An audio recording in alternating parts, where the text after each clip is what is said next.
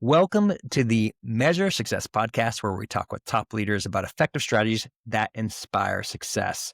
First of all, once again, and thank you for making us the fourth ranked strategic planning podcast out there. We're just so honored that we received that. And for you who haven't seen, we have workshops now. We have in-person workshops. Check out at 40strategy.com. Go to the 40 Strategy Growth Workshop. These are on places and locations where we are meeting with only 40 business owners. So we have bring in 8 to 10 experts at these events. You get one-on-one sessions with them. And we also have keynote speaks. It's going to blow your mind, transformational with experts in all different tactics to help make sure you could run your business great in 2026. Welcome to have John Whitt. He's the founder of Business Whitt, author of Checkmate, Winning Tactics for Translating Ideas into Money, with decades of leadership experience in corporate project management. Sorry about that, John. And small business coaching. He helps entrepreneurs scale with clarity, generosity, and strategic execution.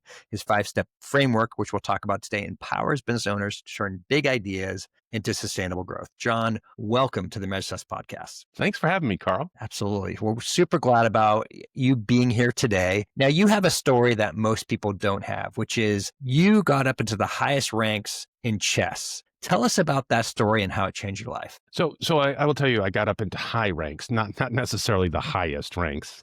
But when I was in high school, we had a competitive chess club. And I got started because I got beat like 15 games in a row. And I was like, I don't understand what's going here. And it just inspired me to learn and get better.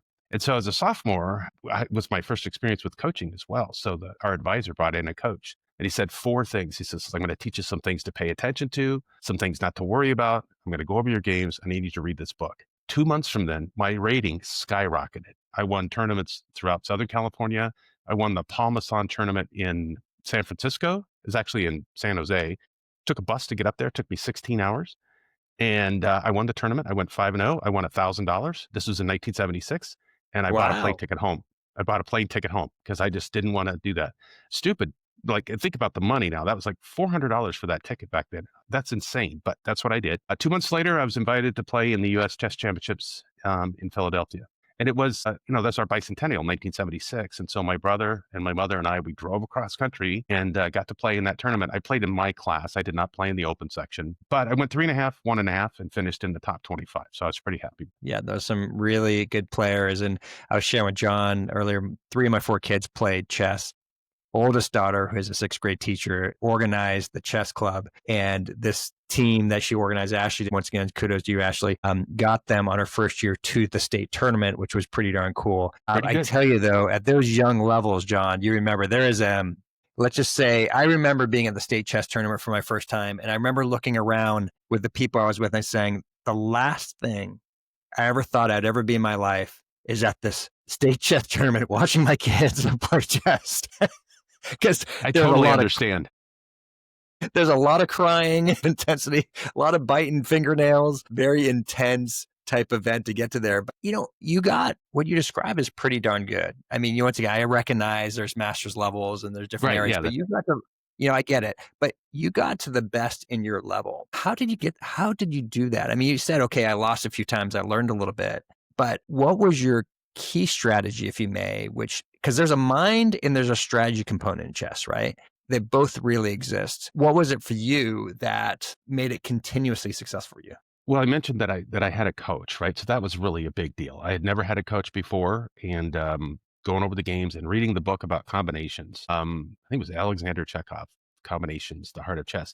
And the whole key was this realization that all you need is a little bit of an advantage. And then you exploit that advantage until your pawn hits the end row and becomes a queen and you win the game, right? So you don't have to win it and kill it all in the middle. You just play to the end. And then all of those little moves in the end game, even when there aren't that many pieces on the board, are really important, right? Make the right move at the right time. If you don't do that, it doesn't work. And so interestingly enough, I mean, that experience has influenced my business and how I go about business, because in chess, the goal is to capture the king. And you have certain pieces, those are your resources, and you have to put them in the right place. And the more effectively you use them, the more likely it is that you're going to capture the king. Now you have to play defense, but that's just like business. In business, everybody has a goal, or you should have goals. And you have resources, but the resources are different. You have time, and you have your team, and you have money, and you have equipment, and maybe inventory. And the most most valuable resource you have is yourself, because yourself, you have 100% control over what you can do.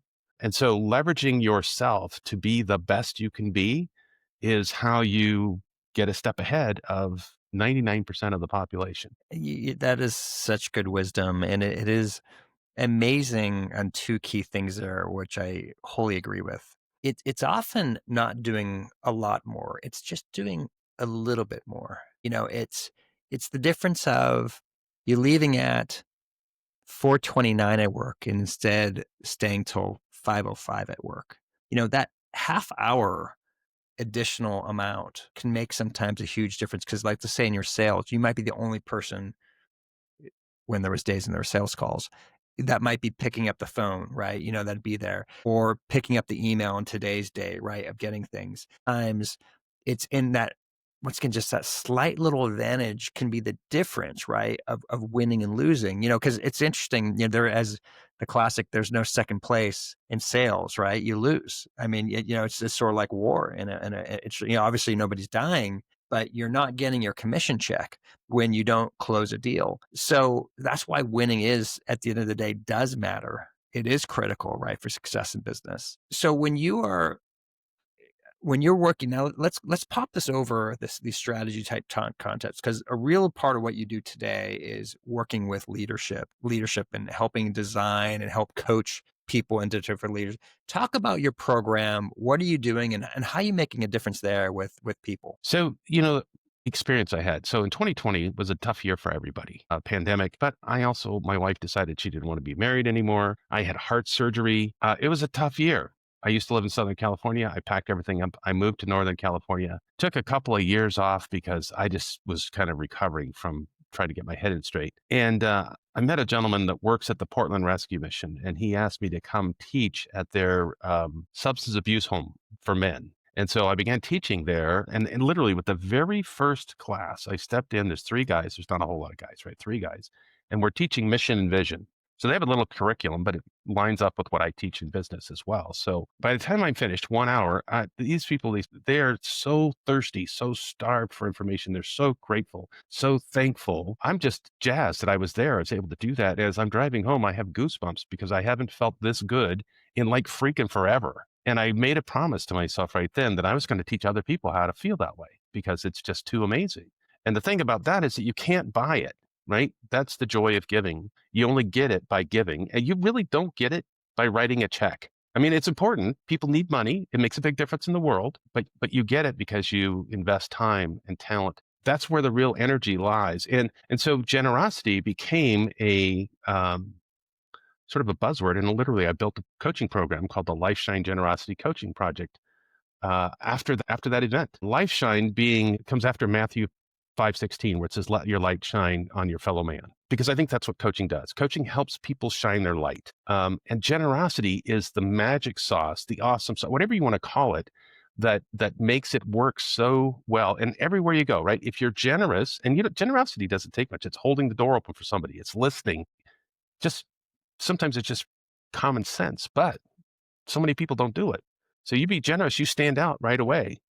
And all of a sudden you have tons of opportunities and you have far better long-term results. So the salesperson that takes advantage of the first customer doesn't get any referrals. It doesn't get any, doesn't get any future purchases. All you have to do is be nice. Now, I think you have to deliver what you said you were, but the generosity component and the way I teach it is that it's really just delivering more than is customary or expected. Because if you do just, and I'm not saying a lot, I'm not saying hundreds of hours, just if you do a little bit more, all of a sudden you're different. All of a sudden you stand out. All of a sudden you're a little better. All of a sudden you're a little more memorable. All of a sudden you get a phone call that somebody else didn't get. It's amazing. And as a leader, right, when you can be generous, your employees, your followers are grateful. They're thankful. And I'm not saying just write checks. I think everybody loves giving bonuses. That's the easiest thing you can do, but that's not what I'm talking about. It's paying attention. It's knowing about your team. It's putting your team in the right places, it's caring, it's being empathetic. All of those things, as a leader, you stand out. And now you have your team that wants to work with you. And guess what? They don't want to leave because they're not going to get it with the next guy. Generosity, magic. Okay, so let's say that's not how, for whatever reason, that's not how people are built, right? Oh, yeah. Right. They're for whatever reason in their background, perhaps it's not their love language, if that makes sense, of being generous. And of course, you know how it is. We might be generous one thing, but we are with another. How do you get somebody to start like it becoming a habit of becoming more generous? The way I teach it is a pause. You don't have to respond immediately. You can pause and think about what's a generous response. You can pause. And, in a wonderful conversation, it's very easy to be spontaneously generous. In a difficult conversation, it's really hard. So you pause. You say, hey, this is important. This is valuable, but I don't have time to do it right now. Let's catch up at the end of the day, or let's catch up because then you can figure out and plan what your generous response is going to be. The second thing is that there's a series of events. Just like in sales, there's always these common objections, right? Same thing happens. There are common opportunities for generosity, and you could pre-plan what your kind of responses are going to be. Now, you might have to think about it because it's not natural, it's not inherent, it's not how you grew up, it's not how you were nurtured, but you can work it out. The other side of it, I think, with the behavioral assessments that are available today, is you can figure out, like, in your strong points, that is the best place to be generous. It's the easiest place where you have strength, where you are a better communicator, where you are better, understand what those are and what does generosity look like in that model and just apply it. It makes it's much, much easier, but it does take an intentionality. Yeah, it does take, I agree. It does take intentionality for sure, right? To think through, it's interesting. This is just a little self story here for a moment, but just bear with me. I was sharing with John earlier in the podcast. Today is a 3 podcast day. I think about 6 or 7 other meetings that were scheduled during the day. So it's, 9, 10 meetings. I actually enjoy it. It gives me energy. I enjoy having a full day and having things to do. For some people, they would go crazy seeing my schedule and like, I can't breathe. And sometimes it is like that in a day. It's like, you don't get a pause to breathe. But at its core, right, and what we're trying to do and accomplish is I like to go back to how can we change and create our habits of who we are, of what we're doing to be different. So this example I'm sharing with you is on weekends at home. We got 4 kids and now they're no longer kids, they're adults now. I'm an achiever. And so for me, I like to check boxes. That's part of my feeling of success each day. And so on a weekend, I would put down play with the kids. And my wife would go kind of crazy on that. She's like, what do you mean you're playing with the kids today? And I'm like, well, for me, I'm going to do it anyways, but I feel more successful, right, when I fit it into the way I think, right? So for her to be like, that doesn't seem right for us. And I'm a Gallup certified strengths coach. So it's part of the reason it's called Okay. gamifying Uh-huh. things you're not great at and turn it into a strength, right? And so I'm kind of curious when it comes to that, once again, where that concept of gamifying, which is a wise thing to do, like to change your wiring to be this more generosity to go around that. I love that pause idea. What are some other things of, let's say you're working with somebody and they're not quite getting it, but when do they have that aha moment? When do they have that aha moment? Yes, Because when they do. that's tricky. I don't think it's not like in 10 minutes it's going to happen, right? You're looking at them, and especially if you're working with them, and even on Zoom or something like that, because we have so much remote work going on today, you can see their facial expressions, and you'll know from their facial expressions whether they're getting it or not, right? And so as a coach, I'm doing this all the time. You're doing the same thing if you're coaching strengths, right? You're looking at their face. Did they get it? Did they understand it? And just because they nod their head doesn't mean they did, right? Because they nod their head because they said they want you to stop talking. What you really want to do is get that thing that you actually literally can see the light bulb go off on top of their head, right? Now, I think at the same time, you have to realize what does get it means. They're never going to get it like you get it because they're not you. What does get it mean? And if you understand what get it means, what for them to get it means, you'll see that light bulb go off when it happens. When you're working through these programs and once again coaching, do you have people kind of curious as like if you may, your tactics on getting these to work? Because there's always questions. Do you have a written program that you work with them? Do you have them write ideas? Do you have them, do they have homework when they come and meet between you with sessions? How do you help on a recurring basis to reinforce, right, these behaviors and ideas we're going to get to? Because it's not easy, right? It's not easy to change where we've been to go to where we need to be going. Yes. Well, I would say it's all of the above, the things that you mentioned, right? So for me, we start with goals. What are you trying to achieve? I mean, let's get clarity wrapped around that. And if we go back to the book that I wrote, clarity is the first step in the 5-step process. And clarity it's deeper than just that first thought or first idea, right? Let's dig into what does that really mean? What does that really look like for the men at the rescue mission that I work with? And we say, okay, so imagine what your life, what you want, what you'd like your life to look like in 5 years. And for them, they don't have a clue, right? They haven't thought that far ahead and like maybe ever, right? And they'll say, well, this. I said, well, would you consider like owning a house or having a relationship with somebody else or and owning a house, that's an idea, but you might say, okay, well, let's go a little deeper. What kind of house is it? Is it 3 bedrooms, 2 baths, backyard, room for a dog? We want to dig into that detail, right? So we're going to get that clarity, and then that starts to form the goal. And in my process, I use a strategic execution plan. I won't go into all the details because it'll take too long there, but it starts with defining the goals. And then it says, okay, now what's in your way? What's stopping you? Why haven't you got there already? And those become the constraints. And then we build strategies and tactics to tackle the constraints. Because when you remove the constraints, you automatically approach your goal. Now, sometimes those strategies and tactics include people. Like a lot of times they include people. People kind of influence the whole gamut, right? That's why I put the whole leadership program together. I know we'll talk about that in a minute, but they might need people. And sometimes you have to test your ideas and your strategies first. So clarity is the first step. People's the second step. Testing and validation is the third step.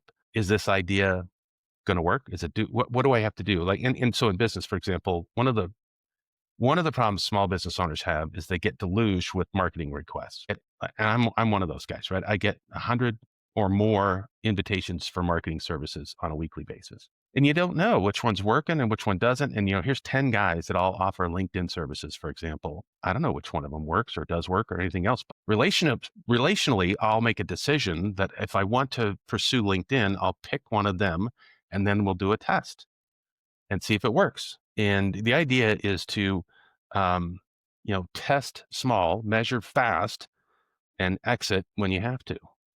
But a lot of small businesses don't do that. I'd rather spend a little money and find out it doesn't work than spend a lot of money and find out it doesn't work. Only after that do we build the big plan that says, this is how we're going to roll it out. This is how because we know it's going to work. Now we can make the investments. Now we can build the big plan. And that's the third step is planning, or fourth step, and that's planning. And the fifth step is change. Because guess what? You don't get to decide when change shows up, right? You don't get to decide when adversity comes knocking on your door. Problems are going to show up. Changes are going to happen. There's no way to predict it all. What you can do is put together a system to evaluate the changes that you're encountering and course correct. And as long as you course correct, you'll get to where you want to go. It's like the airliner that's going from New York to Los Angeles. Off course most of the time, but it's got a tool called autopilot that constantly corrects and it lands the plane in Los Angeles. Those are my 5 steps. If you just take those 5 steps and you have the right mindset, because if you don't have the right mindset, attitude of a champion, heart of a leader, willingness to make mistakes and learn from them, I don't think that those 5 steps are going to be all that valuable for you. But when you put those 2 together, and it's a lather, rinse, repeat, whatever your issue, whatever your challenge, whatever it is, follow that process and you'll get to the end. And you'll have a process for testing and validation, managing change, and you will eventually get where you're going. Yeah, I think that's well said. I'm curious, you mentioned the constraints. Does that come from the theory of constraints from Goldratt, or is that from a different approach? Yes and no. I learned it from Brian Tracy. Oh, yeah. Okay. I don't know where Brian got it from, but I'm also, a Goldratt fan. So, I think the treatise on constraints and goals is Goldratt. But I read that book couple years after I engaged with Brian. Got it. Yeah. So that's one of my favorite books is The Goal. And Oh, of course, great.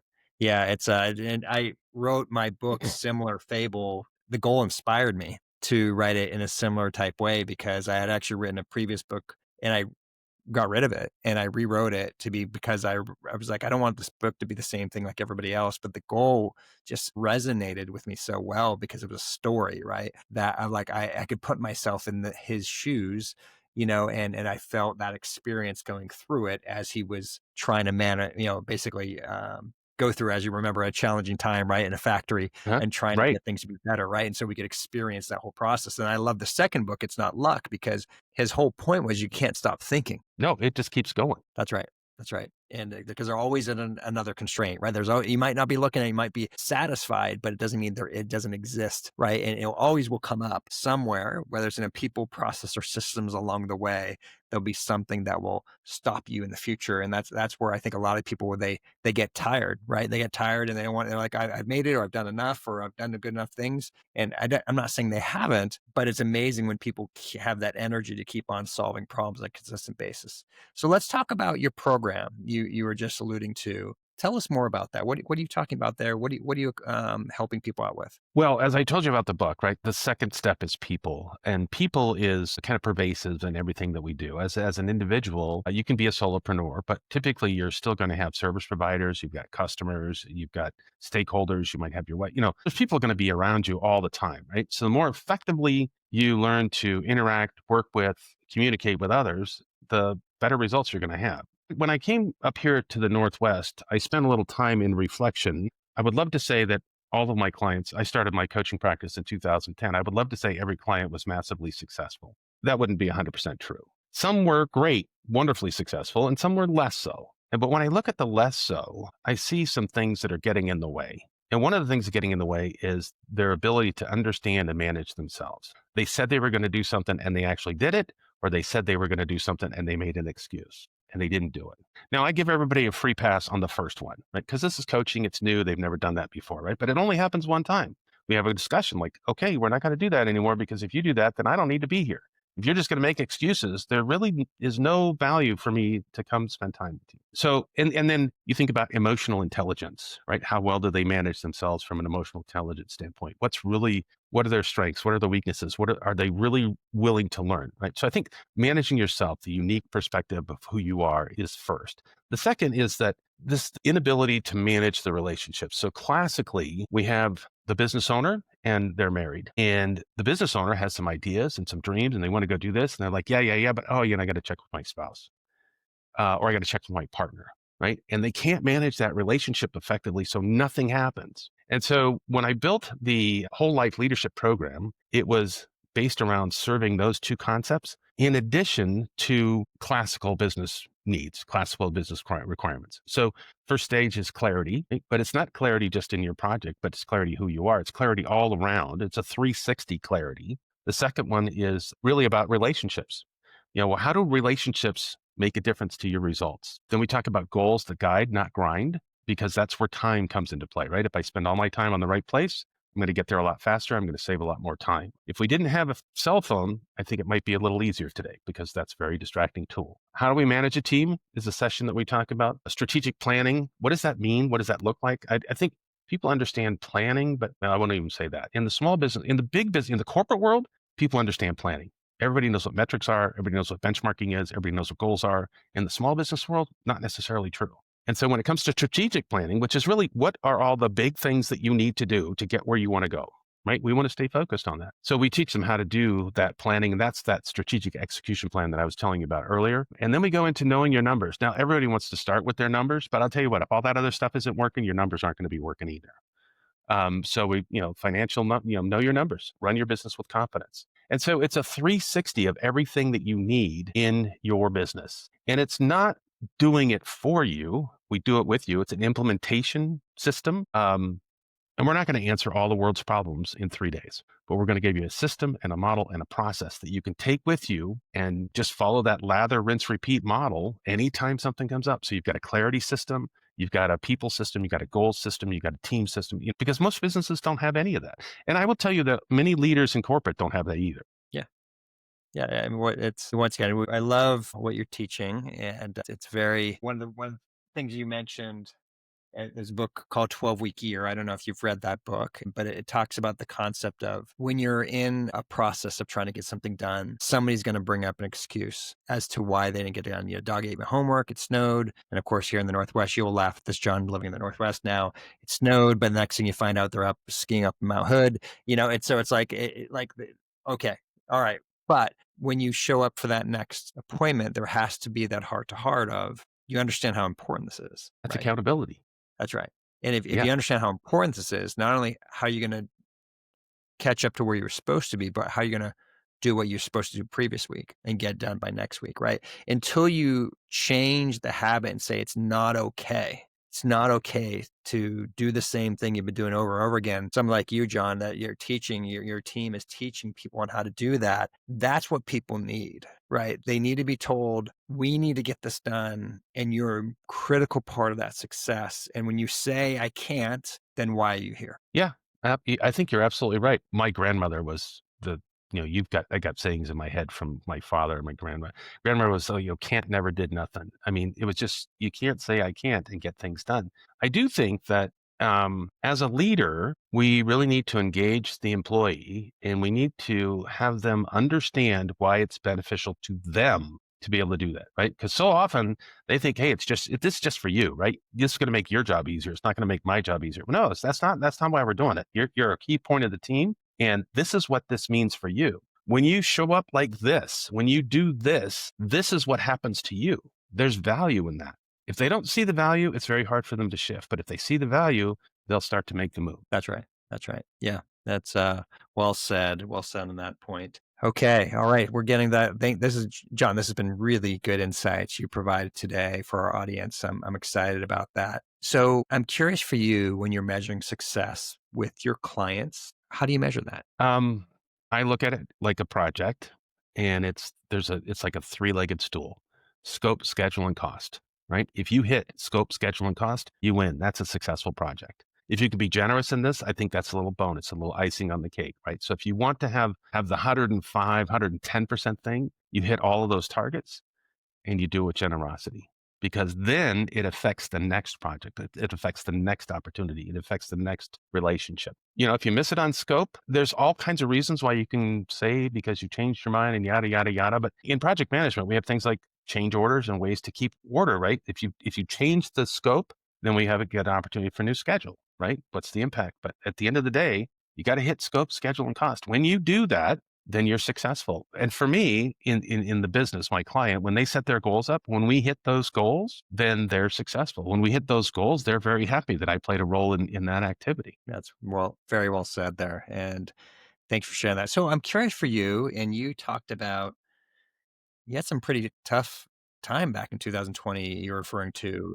That was a hard I mean, first of all, it was a hard go for everyone, right, with COVID. So let's just stop there for a moment, right? But on top of that, you got a heart attack, separation wife. These are not healthy. I shouldn't call it health. Those are hard things, right, that you dealt with and you survived through them. And here you are today, hallelujah, right, that you're here on the other side. So, what habits have you changed personally so you can be great at your coaching program and serving others? So first off, I received a ton of generosity from people while I was going through that process. I engaged in resources as well to help me get through that and work through that process. The inspiration for me was generosity story. I grew up in corporate. It was numbers. This make your numbers. This is how you do it. I know that world, and I realized that that's not the world that I want to be in. So it was really, let's map out a different way of how we're going to work and interact and help our clients.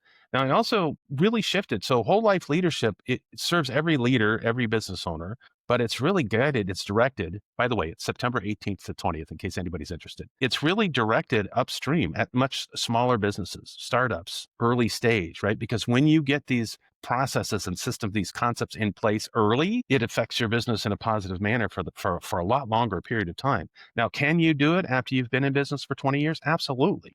Right? It's the same thing about when's the best time to plant a tree 20 years ago. When's the next best time today? Right? It's the same concept. But this system is a process for people to gather those things. It's a 3-day event, and you could do it today. It's meant for smaller businesses. It's very inexpensive. I'll get you the link so you can plug it into the podcast notes. But that's really changed how I go about working with people. How do I go about serving? I do a lot more serving today than I did in my past life, because I realize how much value and joy that I get out of that activity. I take things a little easier today too. Yeah, good for you. Good for you. Now, how are you measuring success in your personal life? Well, a big part of it is for right now, right? There's changes, but a big part of it is kind of launching this new live virtual event model. There's a lot of parts and pieces to that. It's not just standing up on stage. I mean, there's quite a bit you have to do to put that together, but it's being there for my stepmother, who's starting to have Alzheimer's. It's being there for my family. It's, making decisions that really the reality is it's important, but it's not as important. Part of it is I'm older. My kids are adults. They're out of college. They're out working. I don't have those expenses anymore. It's a little more meditation. It's a little more rest. It's a little more pause. All of those things are beneficial to the way I operate today. Good, good. Glad to hear that. So if there's a book that you'd recommend for our audience, what would that be? That's not your own, of course. Yeah. Okay. I've read a lot of books. The first one that back in my corporate days that I read that really kind of stirred my soul is Good to Great. I don't know. I think most people have read that at some point. There it is. Yeah. So Good to Great. I think, Dan Sullivan's work is easier than 2X. I don't know if that's the right title, but it starts with 10X because he talks about the fact that, trying to 10X something, you no longer can think like you're thinking today. That's right. You have to shift in a bigger way, right? So all the things you're doing today, they won't get you to 10X. I like a lot of Dan Sullivan's work, but I've read so many books. It's hard to say which one's the best, but I will tell you that those two stick with me. Yeah, Good to Great. Forgive for the blasphemous term here, but I like to say it's the Bible for business. Yeah. In that, there's just so much interesting data and the interesting correlative, of course, which actually goes along with your theme of generosity, is that every single leader was a servant-based leader. Despite Jim Collins not wanting this to be about a leadership book, they couldn't refute the facts that every single leader, that the leader themselves, despite whoever they were, cared more about the company than themselves. And cared more about the people in the company than That's right. themselves. That's right. That's right. Yeah. That's the right way to say it. It's just exactly what you said there. It's they cared more about the people within the company of being successful. And that key characteristic, and that's why only 11 of them were selected, over that, whatever it was, 15, 20 year period. No, it was longer, like a 30-year period, right, of studying all this data. It was a great study. Yeah. Yes. Wonderful. All right, John, how could people connect and learn more about what you're doing? So the easiest way, Business Whitt, the name business, my name, WHITT. So it's on LinkedIn, it's on Facebook, it's on Instagram, and it's on YouTube. So anytime, if you want to go social media, you can go that direction. But businesswhitt.com is my primary website. And then if you go to the website, there's a place where you can sign up for a newsletter. I publish a community email on a weekly basis because, I just feel that that's what's important to my community. There are all kinds of other tools. There's a resource page where you can get all kinds of fun stuff. But that would be the best way. My email address, you could contact me through the website. I don't do much on the phone. I don't know if anybody does much on the phone anymore because there's so much junk that comes on the phone. You never know whether you should answer it or not. So I think, the emails, and the website are probably the best ways. Perfect. Okay, John, thank you so much for being a guest on the Measure Success podcast today. Thank you so much for having me. This was wonderful. We always like to say, it's so thankful for you as our audience who listens to this. People like John who have figured out this gift of generosity to help make a difference in other people's lives, for leaders who can then make a difference for those who they're working with, which goes back to, once again, this concept of being, at the end of the day, a servant-based leader, which has been proven to be the best leadership style in business. Coincidentally, based on what you talked about with Good to Great, right? You're teaching things that are just factually true. As much as we like to think otherwise, the data proves out is that this type of concept is what makes companies great, which is what makes people great. Because at the end of the day, people don't care necessarily about your company, but they do care about how you make them feel and the difference you make within them. And I think what John shared today is right along those lines of how you should be considering measuring success in your life. Well, as we always like to say, we wish you the best at measuring success, and you have a great day.